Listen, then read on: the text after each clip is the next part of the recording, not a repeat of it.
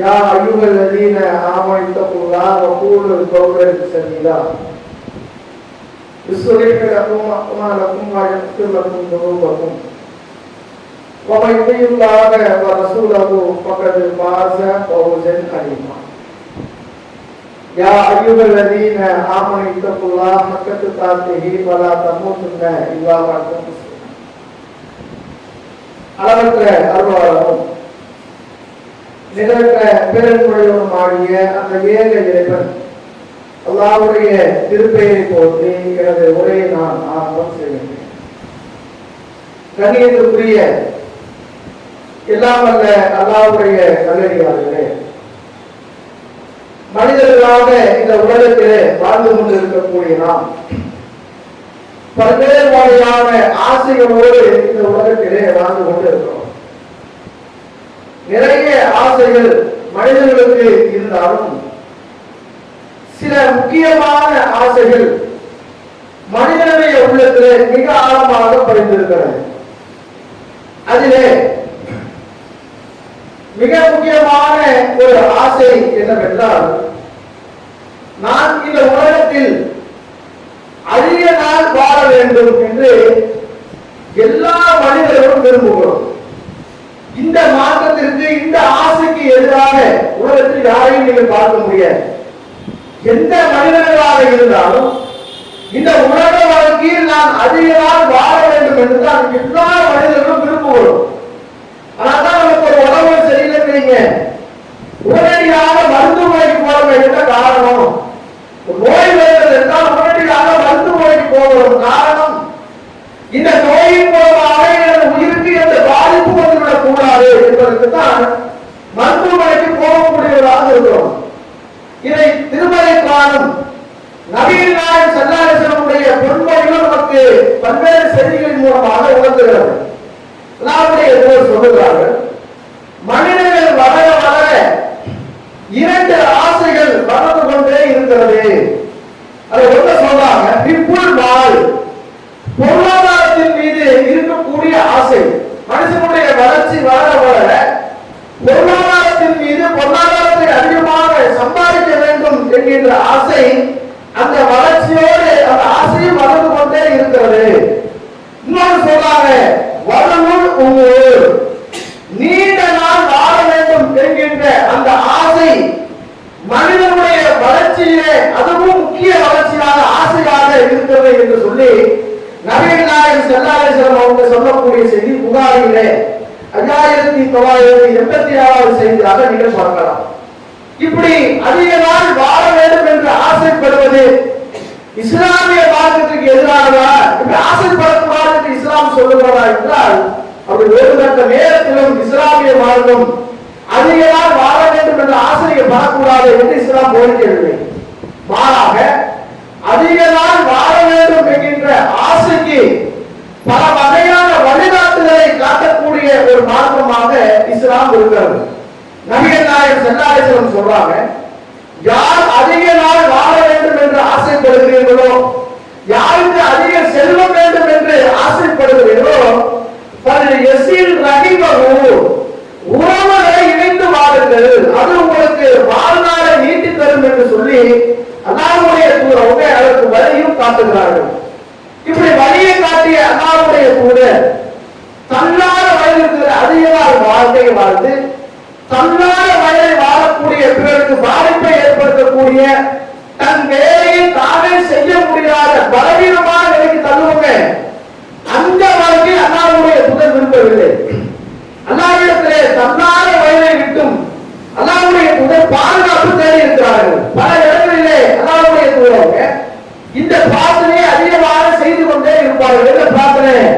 அல்லாஹ்வும்ம இன்னி அஊதுபிக்க மினல் ஃபுக்ல், இறைவா கஞ்சத்தனத்திலிருந்து எனக்கு பாதுகாப்பு கொடு, வல் கஸல் சோம்பேறித்தனத்திலிருந்து எனக்கு பாதுகாப்பு கொடு, வ அர்தலில் உம்ர் தன்னால வயதை அடைவதை விட்டும் எனக்கு பாதுகாப்பு கொடு, உங்களுக்கு நான் பாதுகாப்பு தேடுகிறேன் என்று சொல்லி நபிகள் நாயகம் ஸல்லல்லாஹு அலைஹி வஸல்லம் அவங்க தன்னால வயதை அடைவதை விட்டும் அல்லாஹ்விடத்திலே பாதுகாப்பு தேடி இருக்கிறார்கள்.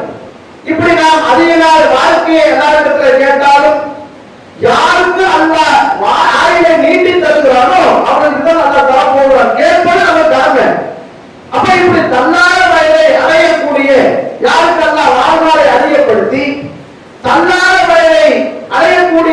வாய்ப்பை தருகிறானோ அப்படிப்பட்ட அந்த பெரியவர்களிடத்திலே, அப்படிப்பட்ட அந்த முதியவர்களிடத்திலே நாம் எப்படி நடந்து கொள்ள வேண்டும் என்பதை இஸ்லாமிய மார்க்கம் பல்வேறு செய்திகளின் மூலமாக நமக்கு பல செய்திகளின் மூலமாக நமக்கு பல கட்டளைகளை போடுகிறது. முதலிலே பெரியவரிடத்திலே நாம் நல்லபடியாக நடக்க வேண்டும் என்றால், முதியவரிடத்திலே நாம் நல்லபடியாக அவரிடத்திலே நாம் நடந்து கொள்ள வேண்டும் என்றால், நம்முடைய உள்ளத்திலே மிக ஆழமாக பதிவு செய்து கொள்ள வேண்டிய விஷயம் என்னவென்றால், பெரியவர்கள் என்றால், முதியவர்கள் என்றால் அவர்கள் பலவீனமானவர்கள், அவர்கள் இயலாதவர்கள், முடியாதவர்கள் என்கின்ற அந்த சிந்தனையே நம்முடைய உள்ளத்திலே ஆழமாக நாம் பதிவு செய்து கொண்டால்தான் அவர்களிடத்திலே நாம் நல்ல முறையாக நடக்க முடியும். மாறாக சிந்தனையிலே வைங்க அவர்கள் நல்லபடியாக நடக்க மாட்டோம். திருக்குறளும் அப்படித்தான் சொல்லுகிறது. யாருக்கெல்லாம் வாழ்நாளை நீட்டி தருகிறாரோ அவர்கள் பலவீனர்கள் என்பதை திருக்குறள் சொல்லுகிறது. 36வது அத்தியாயம் 68வது வசனத்திலே அல்லாஹ் சொல்கிறான், மன்வ ஹம்மிருஹு நகிசுஹு ஃபில் ஹல்க். யாருக்கு நாம் வாழ்நாளை அதிகப்படுத்தி இருக்கிறோமோ அவர்களை இரண்டு முகமாக ஆக்குகிறோம். இரண்டு முகங்கள் என்ன? முதலில் அல்லாஹ் குழந்தை பருவமாக நம்மளை படைக்கிறான். அது பலவீனமான ஒரு பருவம். அதற்கு பின்பாக இளமை என்கின்ற மிக பலமான ஒரு பருவத்தை நம்மளை கொண்டு வந்து சேர்க்கிறான். அதே இது மூலமாக நிரந்தரமாக பின்பு பலவீனம் என்கின்ற அந்த தன்னான வயதை அடையக்கூடிய பாக்கியத்தை தந்தானே, அதைத்தான் அல்லாஹ் சொல்றான், யாருக்கு நாம் வாழ்நாளை அதிகப்படுத்துகிறோமோ அவர்களை இரண்டு மூலமாக குழந்தைய பலவீனமாக இருந்தப்போ அந்த நிலைக்கு நாம் மீண்டும் அவர்களை இறக்கி விடுவோம் என்று சொல்லி அல்லாஹ் திருக்குறானில் சொல்லும் போது அவர்கள் பலவீனர்கள் என்பதை அல்லாஹ் திருக்குறானில் சொல்லி காட்டுகிறார் என்றால், அப்போ வயதான வயதிலே நாம் நல்ல முறையாக நடந்து கொள்ள வேண்டும் என்றால் அவர்கள் பலவீனர்கள் என்பதை நாம் முதலில் ஆழமாக பதிவு செய்து கொள்ள வேண்டும். அப்படிப்பட்ட அந்த பெரியவரிடத்தில் முதியவரிடத்திலே எப்படியெல்லாம் இஸ்லாம் நடக்க சொல்கிறது, அவருக்கு எந்த மாதிரியான அந்தஸ்தை இஸ்லாமிய மார்க்கம் தருகிறது என்பதற்கு ஏராளமான செய்திகளை நீங்கள் பார்க்கலாம். அதிலே முதல் செய்தியாக நீங்கள் எடுத்து பாருங்க. நமக்கு எல்லாம் தெரியும், சலாம் என்கின்ற ஒரு வார்த்தை இருக்கிறது. அஸ்ஸலாமு அலைக்கும் என்று நாம் சொல்லுவோம். பிறகு அவங்க சொல்லுவாங்க, கேட்கக்கூடிய வலைக்கும் சலாம் சொல்லுவோம். இது நமக்கு எல்லாரும் தெரிந்த ஒரு விஷயம். இந்த சலாம் என்கின்ற இந்த வார்த்தை இருக்கிறது, இது முதலாக அல்லாஹ் யாருக்கு கற்றுத் தருகிறார் என்றால், நம்முடைய மூலப்பிதா ஆதம் அலைஹிஸ்ஸலாம் அவங்க இருக்கிறாங்க, அவருக்கு தான் அல்லாஹ் முதலாக இந்த சலாத்தை கற்றுத் தருகிறார். திருக்குர்ஆன் பல இடங்களில் பேசுகிறது. ஆதம் அலைஹிஸ்ஸலாம் அவர்கள் அழைத்து அல்லாஹ் சொல்லுகிறார், நீங்க வானவரிடத்தில் போய் சலாம் சொல்லுங்க, அவர்கள் திருப்பி பதில் சொல்லுவார்கள். அப்படி பதில் சொல்லக்கூடிய அந்த வார்த்தை செய்தி இருக்கிறது, அந்த முகமது இருக்கிறது, அதுதான் உங்களுக்கும் உங்களுக்கு பின்னால் வரக்கூடிய அத்தனை சந்ததிக்கு உண்டான வாழ்த்து செய்தி, முகமது செய்தி என்று சொல்லி அல்லாஹ் திருமறைப்பார்களே ஆதம் அலைஹிஸ்ஸலாம் அவர்களை பற்றி பேசுகிறார். அப்படிப்பட்ட அந்த சலாத்தை சொல்வதன் மூலமாக நமக்கு ஏராளமான சிறப்புகள் இருக்கிறது, ஏராளமான நன்மைகள் இருக்கிறது என்பதை ஹதீஸ்களிலே பல செய்திகளிலே நீங்கள் பார்க்கலாம். அப்படிப்பட்ட அந்த சலாத்தை யார் யாருக்கு முதலிலே சொல்ல வேண்டும் என்பதை நபிகள் நாயகம் ஸல்லல்லாஹு அலைஹி வஸல்லம் அவங்க சொல்றாங்க. யுஸல்லிமு ஸஹீரு அலல் கபீர். சலாத்தை முதலில் யாருக்கு சொல்ல வேண்டும் என்றால், சிறியவர்கள் தான் பெரியவர்களுக்கு முதலிலே சலாம் சொல்ல வேண்டும். பெரியவர் சின்னவர் சொல்லக்கூடாது என்று சொல்லலாம். சிறந்தது எது? சிறந்தது எதுவென்றால், சிறியவர்கள் பெரியவர்களுக்கு சொல்லக்கூடிய சலாத்தான் ரொம்ப சிறந்தது என்று சொல்லி நபிகள் நாயகம் ஸல்லல்லாஹு அலைஹி வஸல்லம் சொல்லக்கூடிய செய்தி புகாரியிலே 6231வது செய்தியாக நீங்கள் பார்க்கலாம். ஏன் அல்லாஹ்வுடைய தூதர் இப்படி சொல்லுவார்கள் என்றால், பொதுவாக மனிதர்களாக இருக்கக்கூடிய யாராக இருந்தாலும் அவர்களுக்கு மன அமைதி கண்டிப்பாக தேவை, மன நிம்மதி தேவை. அந்த மன நிம்மதி சிறியவர்களை விட பெரியவர்களுக்கு அதிகமாக தேவையாக இருக்கும். சிறியவர்களுக்கு விட யாருக்கு அதிகமாக தேவை இருக்கும் மன நிம்மதி? பெரியவர்கள் என்றால், பலவீனர்கள் என்றால் அவருக்கு நோய்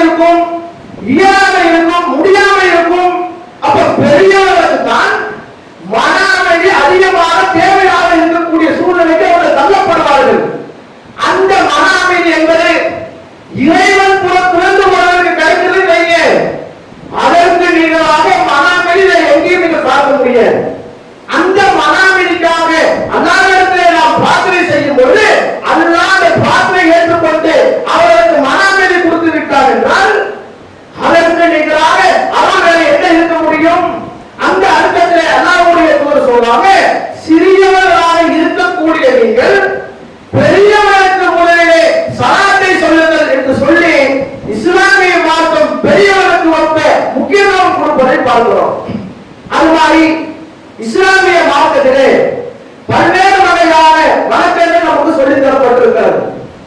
அந்த வணக்கத்தில் மிக முக்கியமான வணக்கம் எது? நிறைய வணக்கங்கள் இருந்தாலும் மிக முக்கியமான வணக்கம் எது என்றால் தொழுகை என்கின்ற வணக்கம். எப்படி மிக முக்கியம்?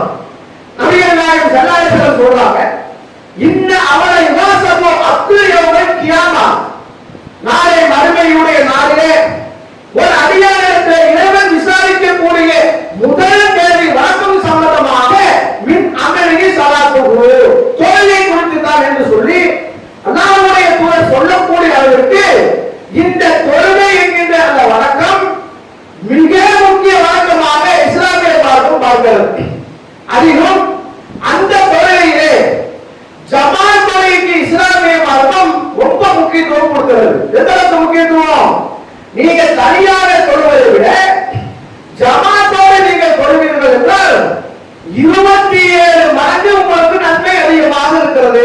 தனியாக நீங்க தொழுவதை விட கூட்டாக ஜமாத்தோடு நாம் தொழுவோம் என்றால் 27 மடங்கு நன்மை உங்களுக்கு அதிகமாக இருக்கிறது என்று சொல்லி நபிகள் நாயகம் ஸல்லல்லாஹு அலைஹி வஸல்லம் அவர்கள் ஜமாத் தொழுகையுடைய சிறப்பை பற்றி அதிகமாக வலியுறுத்தி சொல்லுகிறார்கள். அப்படி சிறப்பு மிக்க அந்த ஜமாத் தொழுகையில தொழுகை நடத்தக்கூடிய அந்த இமாம் எப்படி தொழ வைக்க வேண்டும் தெரியுமா? நபிகள் நாயகம் ஸல்லல்லாஹு அலைஹி வஸல்லம் சொல்றாங்க, யாராக இருந்தாலும் ஜமாத் தொழுகை நடத்தக்கூடிய இமாம் தொழுகையை சுருக்கி தான் தொழ வைக்க வேண்டும். அவர் பெண்கள் பெரிய அத்தியாயங்களை மனம் செய்திருக்கலாம், திருக்குறளை முழுமையாக மனப்பாடம் செய்து வைத்திருந்தாலும் ஜமாத்தோடு தொழுகை நடத்துகிறார், அவர் தொழுகையை சுருக்கி தான் தொழ வைக்க வேண்டும் என்று சொல்லி நபிகள் நாயகம் ஸல்லல்லாஹு அலைஹி வஸல்லம் அவங்க சொல்றாங்க. எப்படி சொல்றாங்க?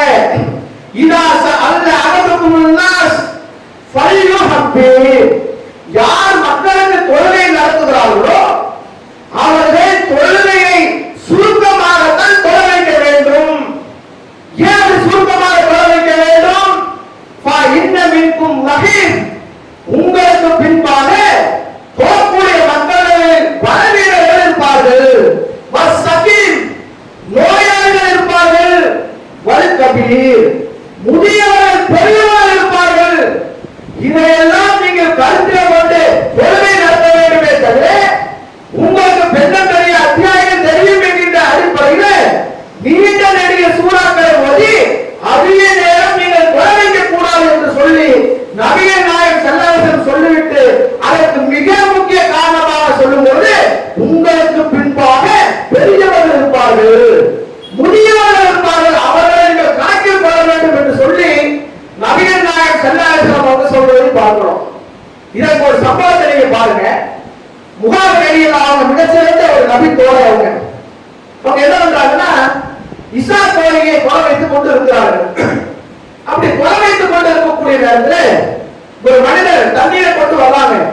தண்ணீரை கொண்டு வரும்போது கொல்லக்கூடிய சத்தம் கேட்ட உடனே பள்ளிவாசல் தொழுதுருவோம் என்கின்ற அடிப்படையில தொழுவதற்காக பள்ளிவாசலுக்குள்ள போறாங்க. முகாமில் தொழுகை நடத்தி கொண்டு இருக்கிறார்கள்.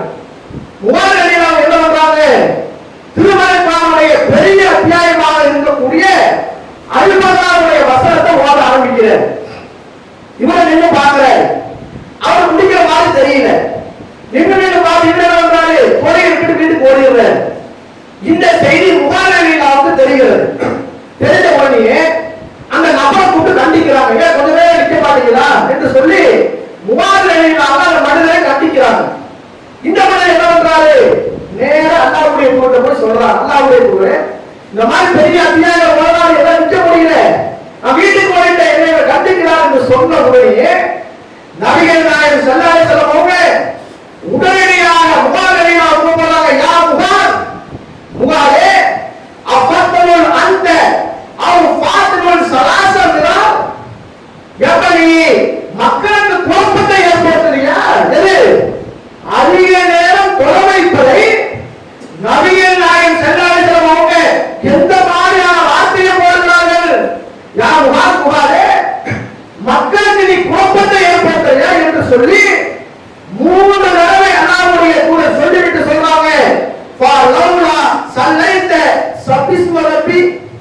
யா முகாரே, உனக்கு சப்பிஸ்ம ரப்பிக்கிறார் தெரியாதா? வசம்சி வலுகாக வல்லைலி இதாயசா, இந்த மாதிரியான அத்தியாயங்களை நீ ஓதி நீ தொலைக்க கூடாதா என்று சொல்லி நபிகள் நாயகம் ஸல்லல்லாஹு அலைஹி வஸல்லம் அவங்க முகாதிர் அலினாவிற்கு சொல்லிவிட்டு சொல்றாங்க, பா இன்னமு யஸல்லி பராஹக, முகாரே நிச்சயமாக தொலையிலே சொல்றாங்க, அல்லாஹ்வுடைய சொல்றாங்க, உனக்கு பின்பாக அல் கபீர் பெரியவர்கள் இருப்பார்கள், வல் ரஹீம் பலவீனர்கள் இருப்பார்கள், வல் ஹாஜர் தேவை உடையவர்கள் இருப்பார்கள், உனக்கு பின்பாக நோயாளிகள் முதியவர்கள் நிற்க முடியாதவர்கள் இருப்பாங்க, தேவை உடையவர்கள் இருப்பாங்க, தொழிலை முடிச்சுட்டு வேற வேலைக்கு போறாங்க என்கின்ற நிறைய சில மக்கள் பின்னாடி நின்று கொண்டு இருப்பார்கள். இதையெல்லாம் நீ பார்க்க வேண்டுமே தவிர உனக்கு பெண்களுடைய அத்தியாயங்கள் தெரியும் என்கின்ற அடிப்படையிலே நீ தொலை வைக்க கூடாது. தனியா போகும்போது எவ்வளவு அத்தியாயங்கள் போது நீ தொலை வைத்துக் கொள் என்று சொல்லி நபிகள் நாயகம் ஸல்லல்லாஹு அலைஹி வஸல்லம் அவர்கள் முகாதிர் அவர்களை கண்டிக்கக்கூடிய செய்தியை புகாரியிலே 705வது செய்தியாக நாம் பார்க்கிறோம் என்றால், அப்ப இஸ்லாம் என்கின்ற அந்த மார்க்கத்தில் மிக உயர்வாக பார்க்கப்படக்கூடிய தொழுகை என்கின்ற அந்த வணக்கத்திலும் கூட இஸ்லாம் எப்படி பார்க்கிறது? பெரியவர்கள் இருப்பாங்க தொலை வைக்கும் போது, முதியவர்கள் இருப்பாங்க, பலவீனமானவர்கள் நம்மளால நிற்க முடியாது. இதையெல்லாம் நீங்கள் கருத்தில பார்த்துதான் நீங்கள் தொலை வைக்க வேண்டும் என்று சொல்லி நபிகள் நாயகம் ஸல்லல்லாஹு அலைஹி வஸல்லம் அவங்க முதியவருடைய விஷயங்களிலே பெரியவருடைய விஷயங்களிலே அக்கறை செலுத்தக்கூடிய ஒரு விஷயத்தை பார்க்கிறோம். அது மாதிரி இன்னொரு செய்தி நீங்கள் பாருங்க, புகாரில 1865வது செய்தி. நபிகள் நாயகம் ஸல்லல்லாஹு அலைஹி வஸல்லம் அவங்க நபி தோழர்களோடு சபையில அமர்ந்திருக்கிறாங்க. அப்போ ஒரு முதியவர் என்ன பண்றாருன்னா, தனது 2 பசங்களுடைய மகனுடைய தோளிலே கையை போட்டுக் கொண்டு கால இருபுறம் அப்படி நடந்து போயிட்டு இருக்கிறாங்க, இழுத்துட்டு போறாங்க. அல்லாஹ்வுடைய தூதர் பார்க்கறாங்க, என்னப்பா இது, ஏன் இப்படி போறாரு என்று கேட்கும்போது பதில் சொல்லப்படுகிறது, அல்லாஹ்வுடைய தூதரே, இவர் நடந்தே காபத்துல்லாஹ்வுக்கு செல்வதாக நேர்ச்சி செஞ்சிருக்கிறாரு, அச்சிக்கு செல்லக்கூடியதாக. அது எப்படி நடந்தே செல்வதாக நேர்ச்சி செஞ்சிருக்கிறாரு என்று சொன்ன உடனே நபிகள் நாயகம் ஸல்லல்லாஹு அலைஹி வஸல்லம் அவங்க, இப்படிப்பட்ட ஒரு வணக்கசாலியா அச்சிக்கு நடந்தே போவதாக நேர்ச்சி செஞ்சிருக்கிறாரா என்று சொல்லி அப்படிப்பட்ட ஒரு புகழ் மனிதனுக்கு சொன்னாரா? இல்ல. என்ன சொன்னார் தெரியுமா?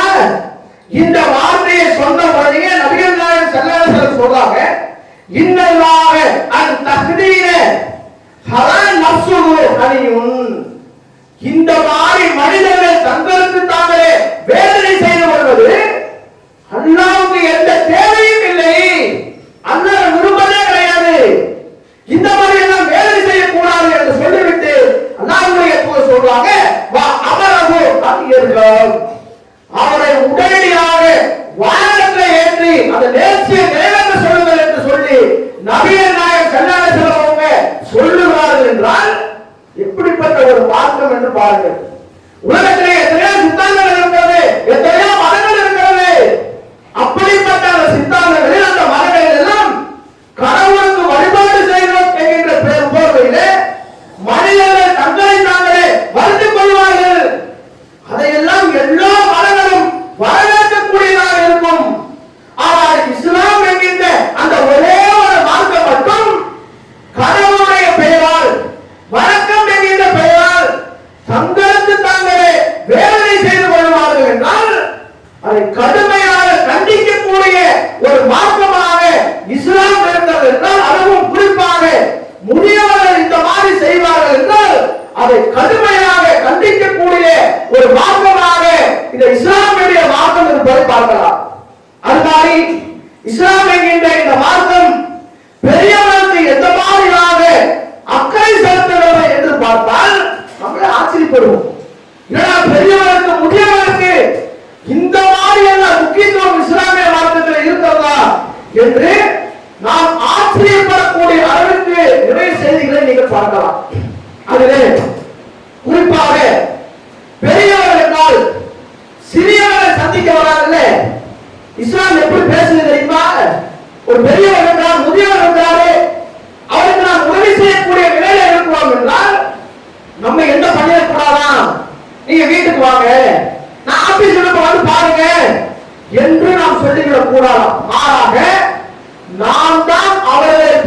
சந்திக்க வேண்டும்.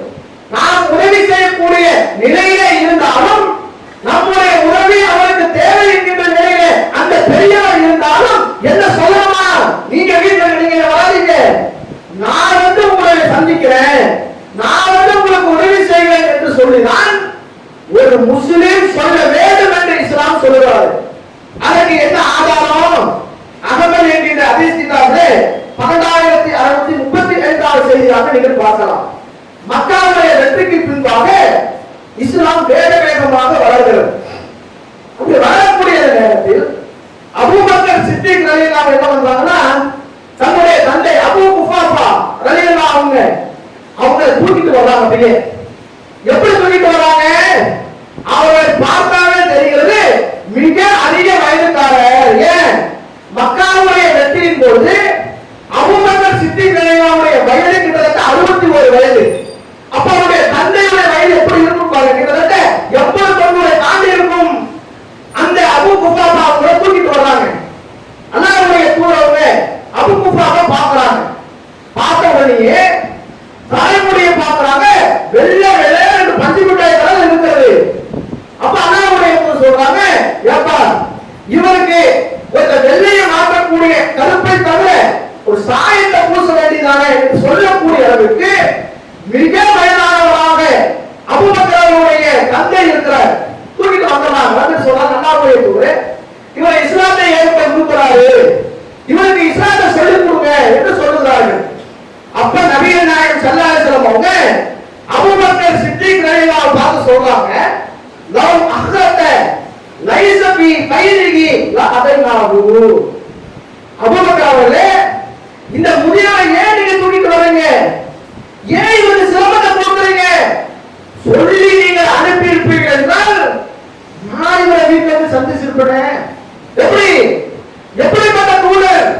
மக்காவுடைய வெற்றி என்பது சாதாரண ஒரு வெற்றி இல்லை. அந்த மக்காவுடைய வெற்றிக்கு பின்பாக அல்லாஹ்வுடைய தூதர் நபிகள் நாயகம் ஸல்லல்லாஹு அலைஹி வஸல்லம் அவர்களுக்கு ஏராளமான வேலைகள் இருந்தது.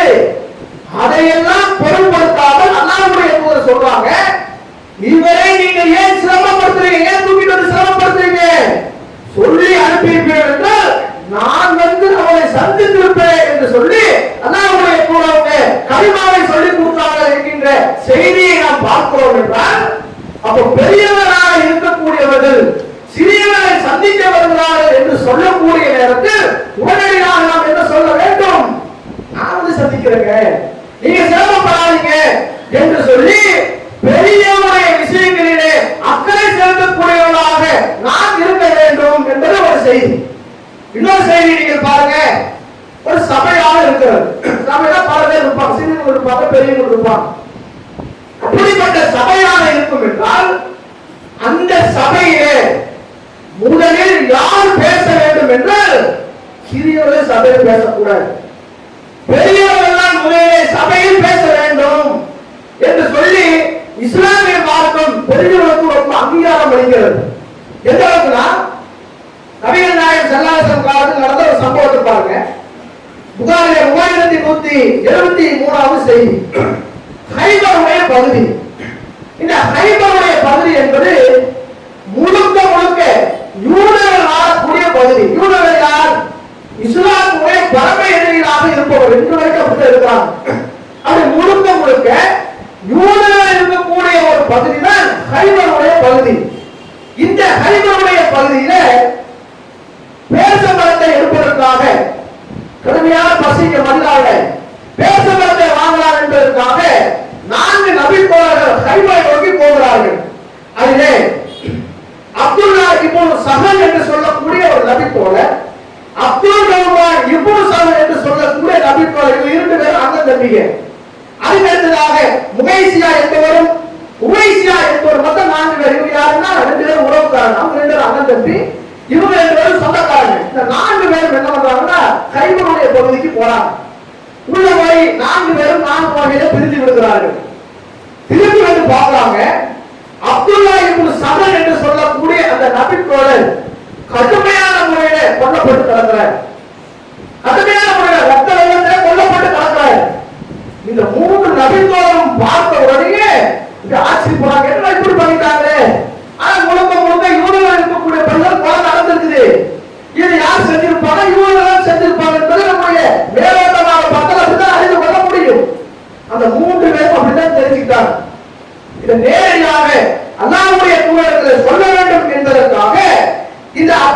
சகோதரருக்கு அப்துல் ரஹ்மான் சகோதரர் தம்பி அண்ணன் இருக்காரு. அவர் என்ன பண்றாரு? அல்லாஹ்வுடைய தூதர் சொல்வதற்காக போறார். அல்லாஹ்வுடைய தூதரை பார்த்த உடனே அல்லாஹ்வுடைய தூதரே என்ன நடந்தது தெரியுமா? அந்த பழக்கம் நடந்திருக்கும். நம்பியை கொண்டிருக்காங்க, எப்படி பழக்கமா போய் சொல்லுவோம்? அந்த அடிப்படையிலே இந்த நபி தோழர் அல்லாஹ்வுடைய தூதரை பார்த்த உடனே பதட்டமாக ஓடுகிறார். அல்லாஹ்வுடைய தூதரே என்ன நடந்தது தெரியுமா அப்படின்னு என்கிற அடிப்படையிலே பேசுவதற்காக போறாங்க.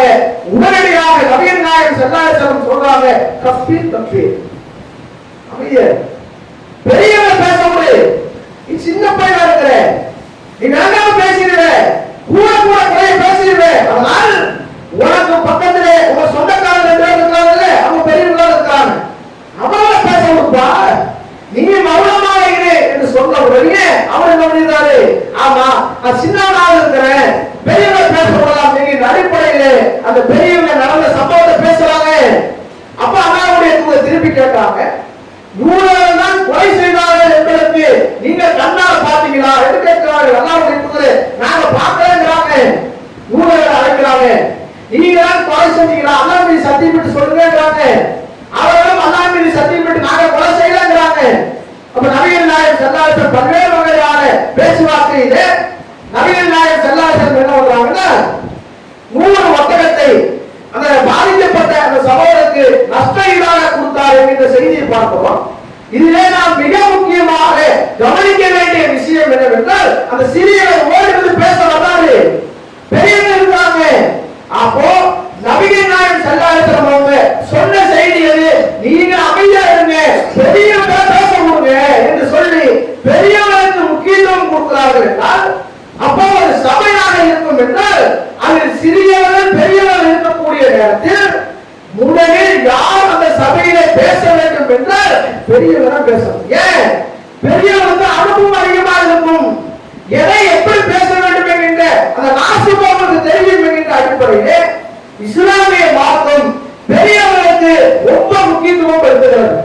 அது மாதிரி இறுதியாக ஒரே ஒரு செய்தி, ஒரு காரியம் இருக்கிறது, ஒரு பொருள் இருக்கிறது, அந்த பொருளை யாருக்கு கொடுக்க வேண்டும்? ஒரு சிறியவர் இருக்கிறார், ஒரு பெரியவர் இருக்கிறார் சொன்னா முதலில் அந்த பொருளை யாருக்கு கொடுக்க வேண்டும் என்று இஸ்லாம் சொல்லுகிறது என்றால் பெரியவருக்கு தான் கொடுக்கணும், சிறியவருக்கு கொடுக்க கூடாது என்று இஸ்லாம் சொல்லுகிறது. எப்படி சொல்லுகிறது?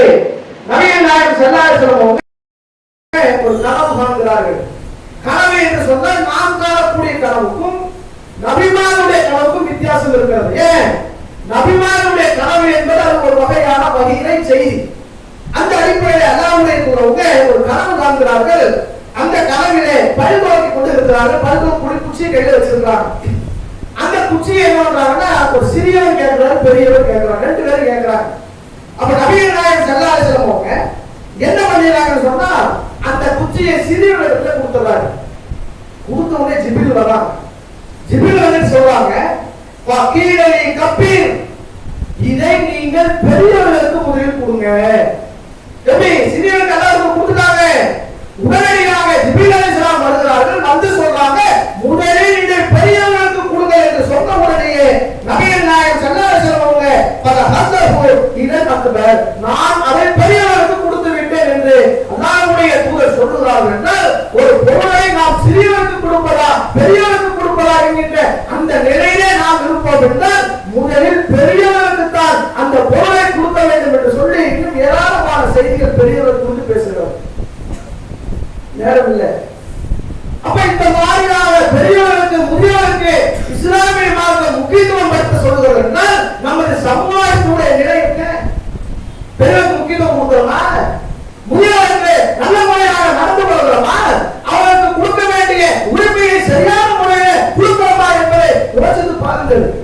இஸ்லாமிய மார்க்கம் மிகப்பெரிய அந்தஸ்திலே அவர்கள் வைக்கிறது. அப்படிப்பட்ட பெரியவரிடத்திலே நல்ல முறையாக நடந்து கொள்ள வேண்டும். அப்படிப்பட்ட நண்பர்களாக